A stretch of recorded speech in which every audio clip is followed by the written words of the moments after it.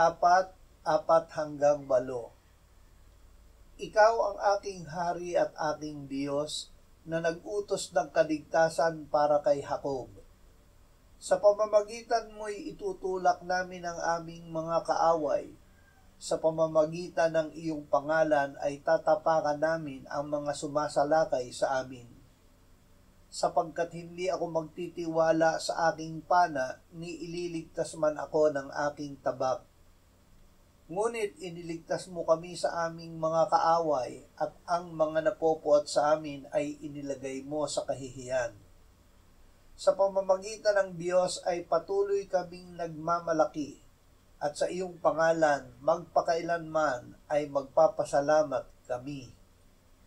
Magpakalakas sa Panginoon. Patuloy tayong magpakalakas sa Panginoon at sa kapangyarihan ng kanyang lakas.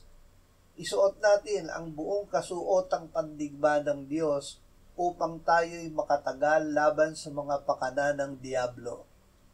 Sapagkat ang ating pakikipaglaban ay hindi laban sa laman at dugo, kundi laban sa mga pinuno, laban sa mga may kapangyarihan, laban sa mga kapangyarihang di nakikita, na naghahari sa sanlibutan sa kadilibang ito, laban sa hukbong espiritual ng kasamaan sa kalangitan.